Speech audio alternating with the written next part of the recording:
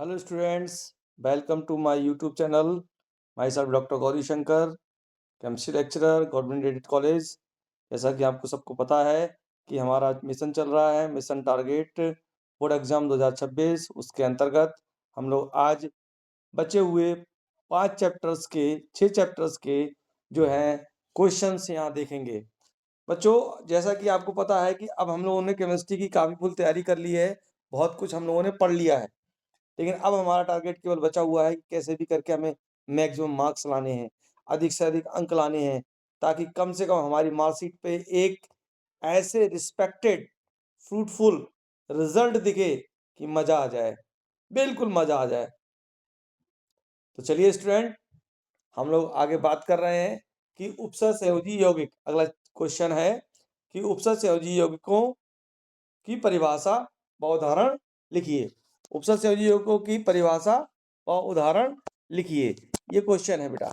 अगर मैंने पहले ही कह रखा है, अगर किसी स्टूडेंट को लगे कि मुझे आंसर की आवश्यकता है तो मैं उनको आंसर भी दे सकता हूं। तो है उपसर्ग संयोजी यौगिकों की परिभाषा व उदाहरण दीजिए। अगला है बर्नर सिद्धांत क्या है।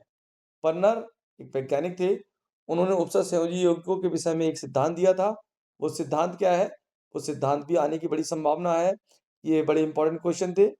अगला हम लोग आते हैं, अगला हमारा क्वेश्चन आ रहा है कि समवर्तता के प्रकार क्या हैं। समवर्तता के प्रकार, जैसे बेटा समवर्तता दो प्रकार की मुख्यता होती है, संरचनात्मक समवर्तता और नंबर 2 होती है आपकी ज्यामितीय समवर्तता। ये मुख्यतः दो प्रकार की समवर्तता होती है जो आपको अक्सर देखने को मिलती है। तो ये दो प्रकार की समवर्तता है बच्चों। समवर्तता है आपकी, नंबर 1 है आपकी संरचनात्मक समवर्तता और नंबर 2 है आपकी बच्चों नंबर 2 हमने आपको बताया था कि ज्यामितीय समवर्तता या जिसको हम त्रिविम समवर्तता कहते हैं, ये दो होती हैं। नेक्स्ट बेटा आईपीएसी नामकरण। आईपीएसी नामकरण इसलिए इंपॉर्टेंट है क्योंकि आईपीएसी नामकरण 100% एग्जाम में आता है। इसकी प्रैक्टिस करके जाइएगा, ये बड़ा ही इंपॉर्टेंट है। अब अगला आता है क्वेश्चन, क्रिस्टल छेद सिद्धांत क्या है। क्रिस्टल छेद सिद्धांत के बारे में भी बहुत आसानी से मैंने आपको बताया हुआ है एग्जाम में कि क्रिस्टल छेद सिद्धांत क्या होता है। अगर किसी स्टूडेंट को चाहिए नोट्स तो कमेंट बॉक्स में जरूर आए और नोट्स जरूर दे। कमेंट बॉक्स में आके बता दे कि मुझे इस प्रश्न का हल चाहिए, तो उस प्रश्न का हल भी उन बच्चों को दे दिया जाएगा। अब हम लोग चलते हैं अपने अगले चैप्टर पे, और हमारा अगला चैप्टर बच्चों जैसा कि आपको पता है सबको, अगला चैप्टर हमारा है हेलो एल्केन व हेलो एवं हेलो एरीन। हेलो एल्केन व हेलो एरीन हमारा अगला चैप्टर है। इसके कौन कौन से इंपॉर्टेंट क्वेश्चंस हैं। इसमें पहला क्वेश्चन है SN1 व SN2 अभिक्रियाओं में अंतर स्पष्ट कीजिए। ये SN1 व SN2 अभिक्रियाएं होती हैं, बहुत ही इंपॉर्टेंट है, हर साल ये क्वेश्चन आता है, इसको मिस मत करिएगा। अगला है आपका बुर्ज अभिक्रिया लिखिए। बुर्ज अभिक्रिया क्या है, ये बेटा मैंने एनिमेशंस में आपको बताया हुआ है। SN1 SN2 भी मैंने अपनी वीडियो में दे रखा है। अगला है सैंडमेयर अभिक्रिया क्या है। तो सैंडमेयर अभिक्रिया के बारे में भी मैंने आपको बहुत कुछ बता रखा है कि सैंडमेयर अभिक्रिया क्या है। ये भी मैंने बच्चों आपको इसके बारे में भी बता रखा है। चलते हैं अपनी अगली स्लाइड पे। ये हमारी अगली स्लाइड क्या कह रही है, हमारी अगली स्लाइड को जूम करते हैं फिर देखते हैं। अगली स्लाइड बेटे हमारी कह रही है कि बुर्ज अभिक्रिया क्या है।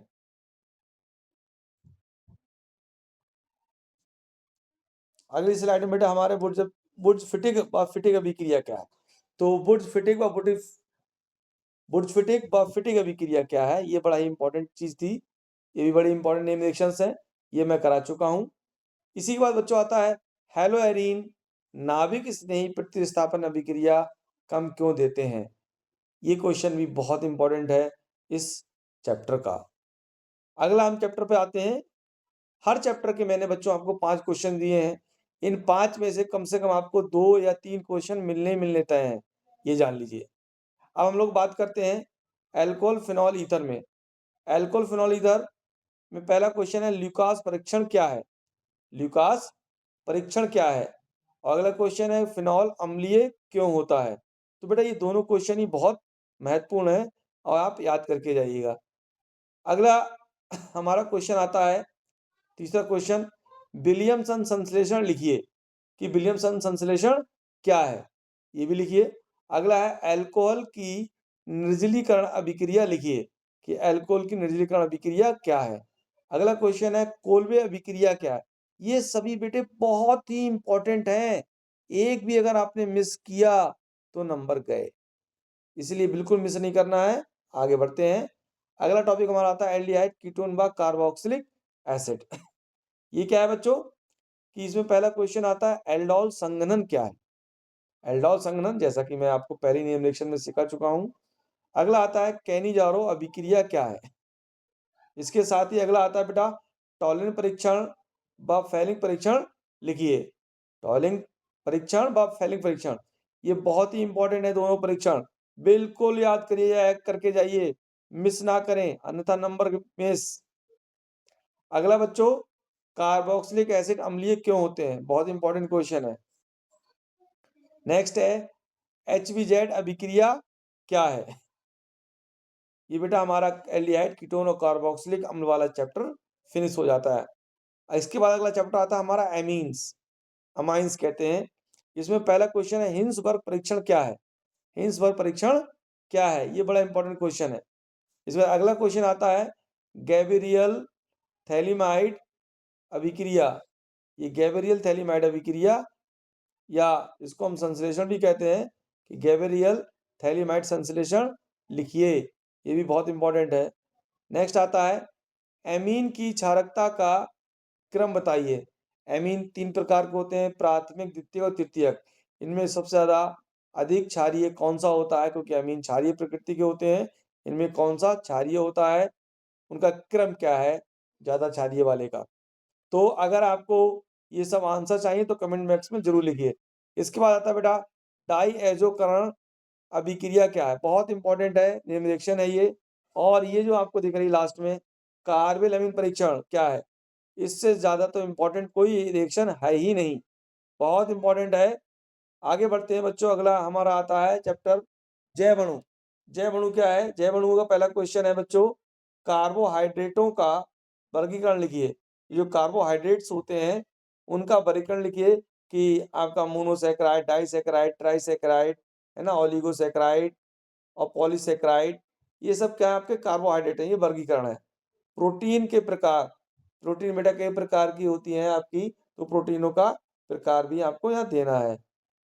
बार बार कह रहा हूं, अगर किसी को किसी आंसर की आवश्यकता हो तो आंसर भी हमसे ले सकता है बेटा। इसके बाद डीएनए व आरएनए में अंतर लिखिए, मोस्ट इंपॉर्टेंट क्वेश्चन, 100% आना है।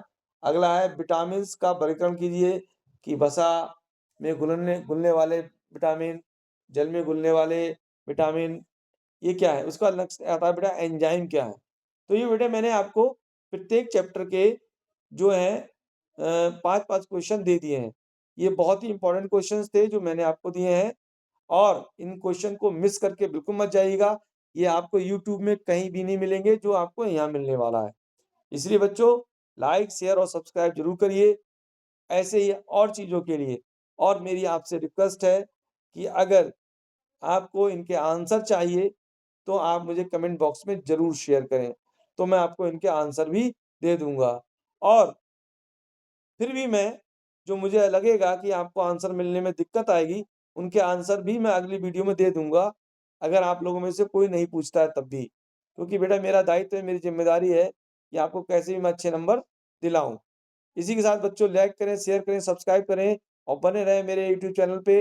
आगे बेटे हम लोग मिलेंगे नेक्स्ट वीडियो के साथ।